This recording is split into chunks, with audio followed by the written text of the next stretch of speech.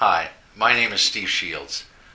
I'd like to visit with you today about the Pioneer Network and the very important work that it's done over the past 2 decades, the significant work that it still has yet to do, and the support that it needs from you and me.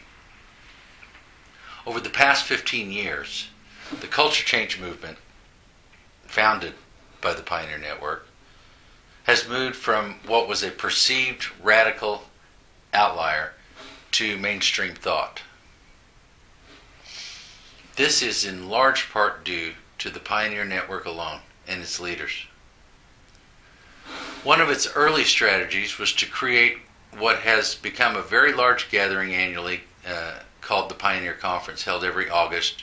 It moves from one city, from one state to another, attracting large groups of people who are calling for change. This conference was a very important platform that brought together and unified the voices calling for change. Researchers, providers, authors, regulators, elders, you name it, anyone who had a major stake and interest in how we grow old together, gathered together, found one another, and began to create change. The impact of that was immeasurable.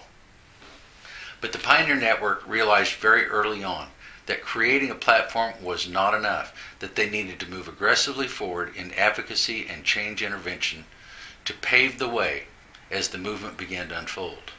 Their early efforts included very thorough regulation review at the federal level to adapt and change language that was perceived as barriers to change. CMS, along with the Pioneer Network, were very progressive in this way. Today, there's nothing that prevents us from making change in the regulatory arena. Another piece which I could not believe could ever be done was the adaptation in the 2012 Life Safety Code, eliminating all barriers to changes in new models that have begun emerging as a result of the Pioneer Network efforts. Who would have thought it could ever be done? But it has been. It's just one more example of the importance and the significance of the Pioneer Network. Now that we've reached mainstream, it can be tempting to think that our work is done.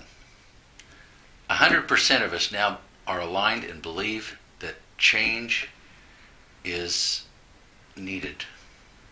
95% of the provider community has still not embraced and implemented comprehensive change. This is not the time to stop. Much is needed of the Pioneer Network, much is needed from you, and much is needed from me. The Pioneer Conference supports itself. It continues to grow and be robust and a great gathering place, but other advocacy works must continue. Consequently, the Pioneer Network needs support from you. It's supported all of us for so long.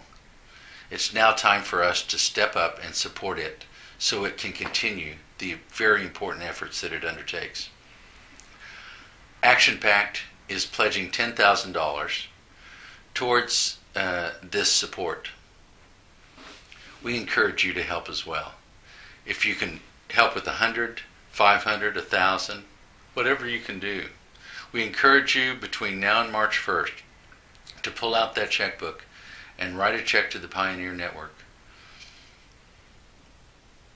They need us. We need them.